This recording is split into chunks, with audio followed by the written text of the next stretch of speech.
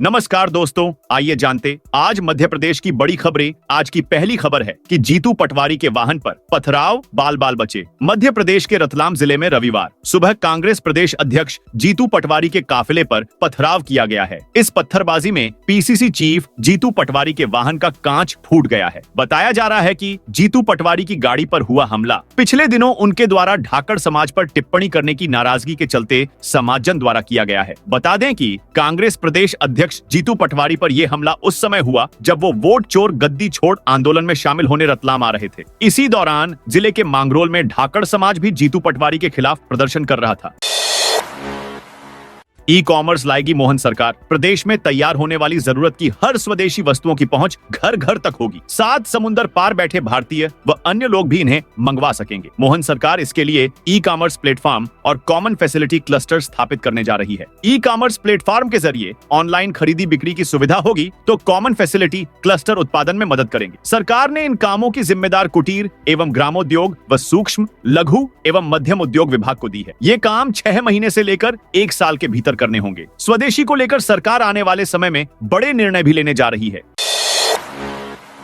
अस्पताल में मरीजों डॉक्टरों के बीच विवाद निपटेंगे। 10 साल पहले शासन से स्वीकृत हुई जयप्रकाश अस्पताल जेपी या 1250 परिसर में प्रस्तावित पुलिस चौकी की बिल्डिंग निर्माण का रास्ता साफ हो गया है। अस्पताल प्रबंधन ने नई बिल्डिंग के सामने 840 वर्ग फीट जमीन चौकी के लिए आवंटित कर दी है। पहले पाम के पेड़ों के कारण डिजाइन में बदलाव की बात सामने आई थी, लेकिन अब बिना पेड़ काटे ही पुरानी डिजाइन पर निर्माण शुरू करने का फैसला लिया गया है। जेपी अस्पताल में प्रतिदिन करीब 2800 मरीज ओपीडी में इलाज के लिए आते हैं। अस्पताल की शायद 600 बिस्तरों की क्षमता और रोजाना यहां पहुंचने वाली भीड़ को देखते हुए सुरक्षा के लिहाज से पुलिस चौकी की जरूरत लंबे समय से महसूस की जा रही थी। इलाज को लेकर कई बार मरीजों और डॉक्टरों के बीच विवाद की स्थिति बनती है, जिस पर तुरंत नियंत्रण के लिए चौकी का निर्माण जरूरी माना गया। विदेश में पढ़ाई के लिए 35 लाख सालाना मदद करेगी सरकार। मध्य प्रदेश शासन के उच्च शिक्षा विभाग ने अनारक्षित वर्ग के मेधावी छात्रों के लिए विदेश अध्ययन छात्रवृत्ति योजना 2025 की अधिसूचना जारी की है। इसके तहत सरकार विदेशी विश्वविद्यालयों में उच्च शिक्षा के लिए छात्रों को आर्थिक सहायता करेगी। योजना के तहत प्रदेश सरकार 40,000 अमेरिकी डॉलर यानी लगभग 35 लाख रुपए प्रति वर्ष तक की सहायता करेगी। इस छात्रवृत्ति योजना का लाभ लेने के लिए आवेदन करने की अंतिम तारीख 19 सितंबर निर्धारित की गई है। हालांकि छात्रवृत्ति सिर्फ स्नातकोत्तर और पीएचडी स्तर की शिक्षा प्राप्त करने के लिए दी जाएगी। पात्र होने के लिए उम्मीदवार का मध्य प्रदेश का मूल निवासी होना जरूरी है। इसके अलावा स्नातक परीक्षा में कम से कम 60% अंकों से उत्तीर्ण होना भी आवश्यक है। एमपी में बदला हाजिरी सिस्टम। मध्य प्रदेश के सरकारी कॉलेजों में अब उपस्थिति दर्ज करने का तरीका पूरी तरह बदलने जा रहा है। उच्च शिक्षा विभाग ने सार्थक ऐप को और मजबूत बनाकर हाजिरी सिस्टम को नई पारदर्शिता और जवाबदेही से जोड़ दिया है। आयुक्त प्रबल सिपाहा द्वारा जारी आदेश के अनुसार अब professor, associate professor, assistant professor, librarian, guest faculty और जनभागीदारी से जुड़े विद्वान केवल अपने कार्यस्थल से ही उपस्थिति दर्ज करेंगे।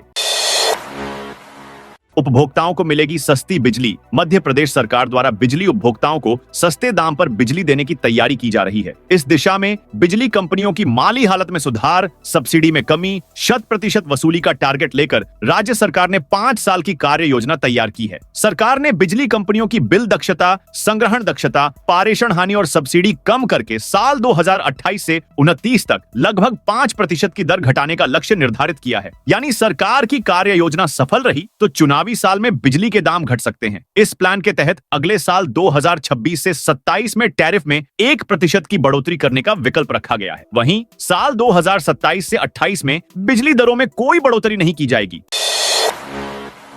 महापौर ने दी गाइडलाइन जारी करने के निर्देश। सरकारी विभागों के संवेदनशील डेटा के चीनी सर्वर पर सेव होने के खतरे के बीच इंदौर नगर निगम ने बड़ा कदम उठाया है। अब निगम के किसी भी विभाग में चीन की डॉक्यूमेंट कन्वर्टर वेबसाइट्स या मोबाइल ऐप्स का उपयोग नहीं होगा। शनिवार को भास्कर में मुद्दा उठाए जाने के बाद महापौर पुष्यमित्र भार्गव ने सभी विभागों के लिए गाइडलाइन जारी करने के आदेश दिए। उन्होंने कहा, जल्द ही नगर निगम की खुद की डॉक्यूमेंट कन्वर्टर वेबसाइट तैयार की जाएगी। विभागों में चीनी साइट्स और ऐप्स की सूची लगाई जाएगी ताकि स्टाफ उनका उपयोग न करे। यह guideline Indore smart city office पर भी लागू होगी। भास्कर ने इंदौर सहित बड़वानी, बुरहानपुर, जाबुआ, शाजापुर, रतलाम, मंदसौर के विभागों में भी पड़ताल की थी, जहां विदेशी फ्री वेबसाइट का इस्तेमाल हो रहा था।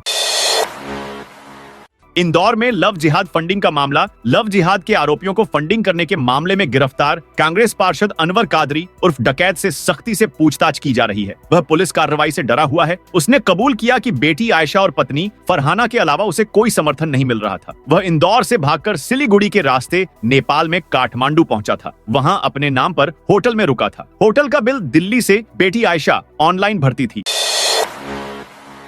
ऑनलाइन आवंटन से पहले मेले की दुकानों का होगा ऑडिट। ग्वालियर मेले में इस बार दुकानों का आवंटन ऑनलाइन होना तय है। इसके लिए ग्वालियर मेला प्राधिकरण का पोर्टल तैयार हो रहा है। इस पोर्टल पर दुकानों की जानकारी अपलोड करने से पहले मेले के उन दुकानदारों का ऑडिट होगा जो पीढ़ियों से मेले में दुकानें लगा रहे हैं। जांच में यह पता लगाया जाएगा कि वे कौन फर्जी व्यापारी हैं जो दुकानें अपने नाम से लेकर किसी अन्य को देकर मोटा किराया वसूलते हैं।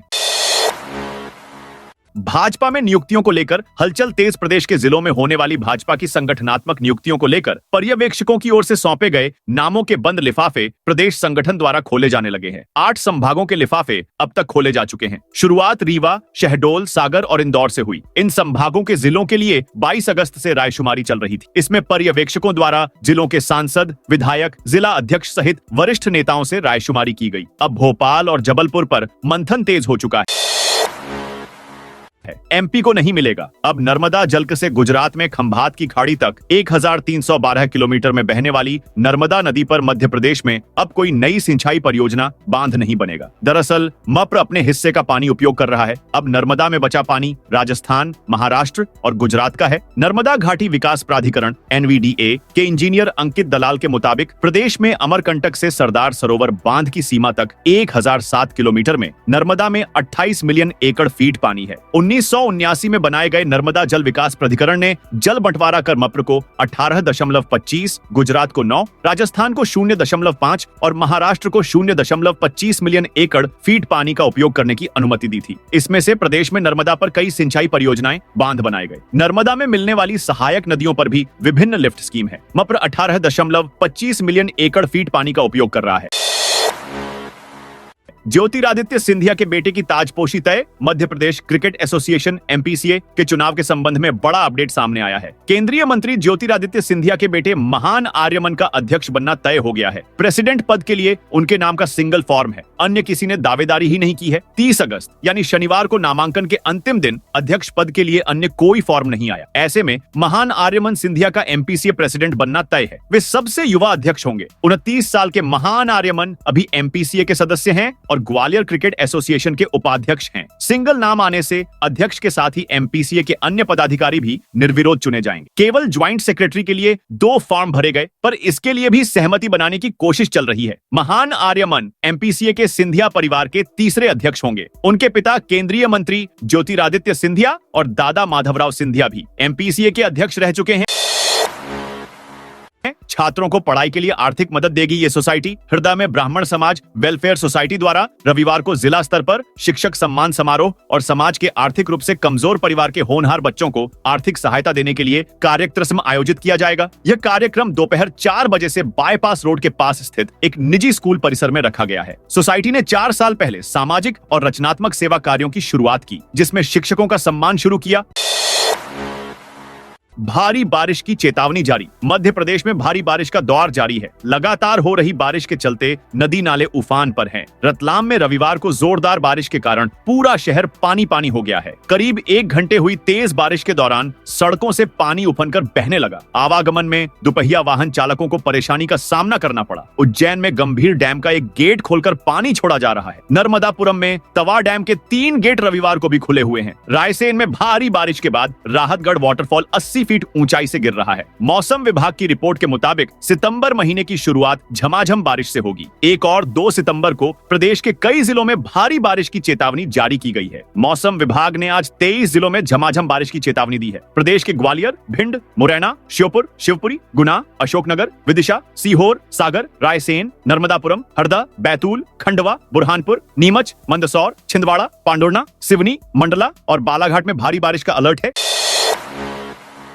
एमपी के दुग्ध संघों में 12 साल से चुनाव ठप दौड़। सहकारी दुग्ध क्षेत्र के जरिए सरकार प्रदेश को गति देने के सपने देख रही है। भोपाल समेत 6 सहकारी दुग्ध संघों व MP state co operative dairy federation एमपीसीडीएफ को राष्ट्रीय डेयरी विकास बोर्ड एनडीडीबी के हवाले किया जा चुका है। जन सहयोग से चलने वाले इन सहकारी संस्थानों में पहले अफसरों का दबादबा था, अब दिल्ली के अफसरों की धमक बढ़ रही है। बरसों से चुनाव न होने से सहकार से जनता के प्रतिनिधि गायब हैं। विशेषज्ञों की माने तो सहकारी दुग्ध क्षेत्र से सहकार खत्म हो रहा है, अफसरी मलाई की परत छटती जा रही है। ऐसे में दुग्ध सहकारी समितियों के चुने संचालक मंडल जब नहीं होंगे तो जनता के भलाई के फैसले कौन लेगा? अफसरशाही कैसे संतुलित रहेगी? एनडीडीबी एमपीसीडीएफ के एमडी का भी कहना है कि नए एग्रीमेंट के अनुसार एमपीसीडीएफ और दुग्ध संघों में बोर्ड नहीं होंगे, प्रबंधन कमेटियां होंगी। हालांकि इसमें जनप्रतिनिधि रहेंगे, इसलिए दूध विक्रेताओं को चिंता करने की जरूरत नहीं है।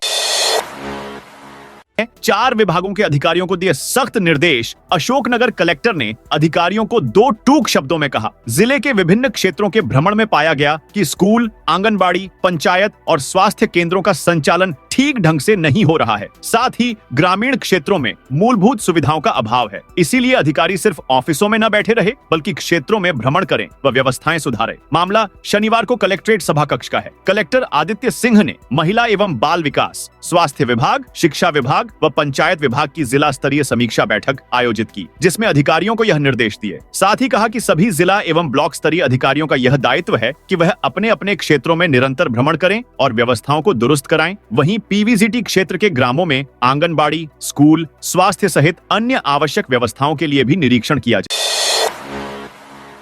भाजपा में नियुक्तियों को लेकर हलचल तेज। प्रदेश के जिलों में होने वाली भाजपा की संगठनात्मक नियुक्तियों को लेकर पर्यवेक्षकों की ओर से सौंपे गए नामों के बंद लिफाफे प्रदेश संगठन द्वारा खोले जाने लगे हैं। 8 संभागों के लिफाफे अब तक खोले जा चुके हैं। शुरुआत रीवा, शहडोल, सागर और इंदौर से हुई। इन संभागों के जिलों के लिए 22 अगस्त से रायशुमारी चल रही थी। इसमें पर्यवेक्षकों द्वारा जिलों के सांसद, विधायक, जिला अध्यक्ष सहित वरिष्ठ नेताओं से रायशुमारी की गई। अब भोपाल और जबलपुर पर मंथन तेज हो चुका है।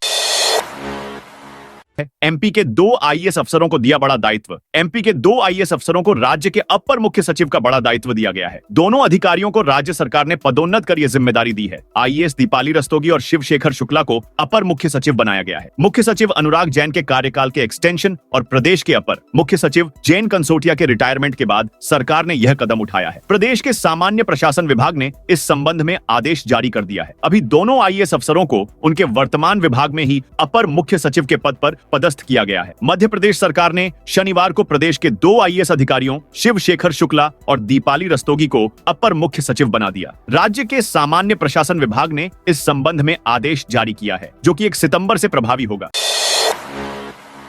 एमपी में कई अधिकारियों को हटाया। मध्य प्रदेश में प्रशासनिक व्यवस्थाओं के अंतर्गत कर्मचारियों, अधिकारियों के थोकबंद तबादले किए गए। भोपाल नगर निगम में भी अधिकारियों, कर्मचारियों को इधर से उधर किया गया। अनेक अधिकारियों को अहम पदों से हटा दिया गया। इनका प्रदेश के अन्य नगर निगमों में ट्रांसफर कर दिया गया। हालांकि 2 माह बाद भी कई अधिकारी यहीं जमे हुए हैं। तबादला आदेश नहीं मानने वाले अधिकारियों का वेतन रोक दिया गया है और अब इन पर सख्त कार्रवाई की बात कही जा रही है। अफसरों के तबादले और अधिकारियों की कमी के कारण नागरिकों के दैनंदिन कार्य प्रभावित हो रहे हैं। भोपाल नगर निगम में कई अधिकारियों के स्थानांतरण किए गए। निगम में अफसरों के तबादले और कुछ के रिटायर्ड हो जाने से कई काम ठप पड़ गए। एमपीसीए चुनाव, नाम वापसी की आज आखिरी तारीख। Madhya Pradesh cricket association MPCA की कमान सिंधिया परिवार की तीसरी पीढ़ी की हाथ में होगी। महानार्यमन सिंधिया का एमपीसीए प्रेसिडेंट बनना तय हो गया है। एमपीसीए चुनाव के लिए शनिवार को नामांकन की अंतिम तिथि थी, लेकिन महानार्यमन के अलावा प्रेसिडेंट पद के लिए अन्य किसी ने भी नामांकन नहीं भरा है। आज 31 अगस्त को फाइनर्म वापसी की आखिरी तारीख है। ज्वाइंट सेक्रेटरी पद पर 2 नामांकन दाखिल हुए हैं, जिससे पूरी सिंधिया पैनल के निर्विरोध चुने जाने पर पेंच फंस गया है। हालांकि एमपीसीए सदस्य राजू चौहान ने बताया कि एक पद पर 2 उम्मीदवार हैं। हमें उम्मीद है कि अभी एक दिन है, सहमति से पूरी नई मैनेजिंग कमेटी बनेगी। सीएम हाउस के गेट पर लगी वैदिक घड़ी। मध्य प्रदेश का सीएम हाउस पहला होगा जहां भारतीय काल गणना पर आधारित दुनिया की पहली विक्रमादित्य वैदिक घड़ी स्थापित की गई है। इस घड़ी और नवनिर्मित प्रवेश द्वार का उद्घाटन 1 सितंबर सोमवार को किया जाएगा। मुख्यमंत्री ने एक ऐप भी तैयार कराया है, जिसमें 189 भाषाओं को समाहित किया गया है। मुख्यमंत्री मोहन यादव ने भारतीय काल गणना की सबसे विश्वसनीय पद्धति का इस्तेमाल विक्रमादित्य वैदिक घड़ी के रूप में उज्जैन में किया था। इस घड़ी का लोकार्पण प्रधानमंत्री नरेंद्र मोदी ने 29 फरवरी 2024 को किया था। एमपी में नेता अफसरों के बीच टकराव बढ़ा। मध्य प्रदेश में ब्यूरोक्रेट्स और नेताओं के बीच पिछले 8 महीने में टकराव की घटनाएं बढ़ी हैं। अब तक ये टकराव तू मैं तक सीमित था, मगर अब हाथापाई तक आ पहुंचा है। भिंड के विधायक नरेंद्र कुशवाहा और कलेक्टर संजीव श्रीवास्तव के बीच खाद और रेत के अवैध खनन के मसले पर मारपीट होते होते बची। पिछले 8 महीने में बीजेपी नेताओं और ब्यूरोक्रेट्स के बीच अब तक 7 ऐसे बड़े विवाद हो चुके हैं। कांग्रेस के विधायक भी इसमें पीछे नहीं है। आखिर ब्यूरोक्रेट्स के साथ विधायकों की बढ़ती तनातनी की वजह क्या है? क्या प्रशासनिक मशीनरी अपने हिसाब से काम करना चाहती है या विधायक अपने हिसाब से प्रशासन को चलाना चाहते हैं? काठमांडू के होटल में रुका था अनवर कादरी। इंदौर में लव जिहाद की फंडिंग के मामले में आरोपी अनवर कादरी से पुलिस की पूछताछ लगातार जारी है। आरोपी कादरी पर एफआईआर के बाद वह काफी समय से फरार चल रहा था। पुलिस ने उस पर इनाम भी घोषित किया था। शुक्रवार को अचानक वह कोर्ट में पेश हो गया। इधर पुलिस को 3 सितंबर तक का उसका रिमांड मिला है। पुलिस उससे पूछताछ कर कई जानकारी निकाल रही है। शनिवार को भी हुई पूछताछ में कई बातों का खुलासा हुआ है। बता दें कि बाणगंगा थाने के 2 प्रकरणों में आरोपी अनवर कादरी की गिरफ्तारी की गई है। सतना में यूरिया की खुलेआम कालाबाजारी। सतना जिले के बिरसिंहपुर में किसानों को यूरिया खरीदने के लिए दोगुने दाम चुकाने पड़ रहे हैं। चेतन कृषि सेवा केंद्र में यूरिया की खुलेआम कालाबाजारी हो रही है। सरकार द्वारा निर्धारित 266 रुपए प्रति बोरी की जगह 500 रुपए प्रति बोरी वसूले जा रहे हैं। वार्ड नंबर 3 स्थित केंद्र में करीब 800 बोरी यूरिया रखी हुई है। यहाँ बिना रजिस्ट्रेशन नंबर के खाद बेची जा रही है। व्यापारी किसानों को यूरिया तभी दे रहे हैं जब वे जिंक खाद भी खरीदें। यह सब तहसील कार्यालय के सामने हो रहा है।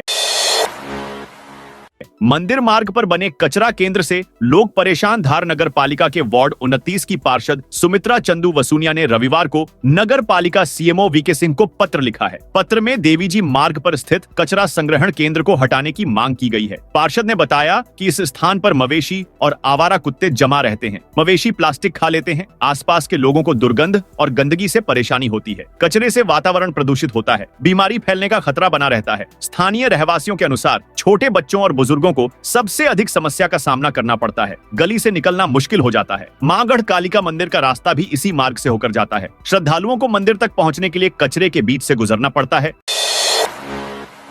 रायसेन में जीतू पटवारी के आरोप पर भाजपा का पलटवार। कांग्रेस पीसीसी चीफ जीतू पटवारी द्वारा रायसेन के वोट विदिशा में और विदिशा के वोट भोपाल में डाले जाने के आरोप पर भाजपा जिला अध्यक्ष राकेश शर्मा ने कड़ी प्रतिक्रिया दी है। शर्मा ने रविवार को कहा कि पटवारी अपने आरोपों को कोर्ट में साबित करें। बिना सबूत के ऐसी हल्की बातें करना लोकतंत्र में शोभा नहीं देता। उन्होंने कहा कि चुनाव में जनता अपनी मर्जी से वोट देती है, न कि किसी के कहने पर। भाजपा जिला अध्यक्ष ने 2014 का उदाहरण देते हुए कहा कि चुनाव आयोग एक स्वतंत्र संस्था है जिसके प्रतिनिधि न भाजपा और न ही कांग्रेस द्वारा नियुक्त किए जाते हैं। उन्होंने आरोप लगाया कि कांग्रेस लगातार हार से बौखलाई हुई है।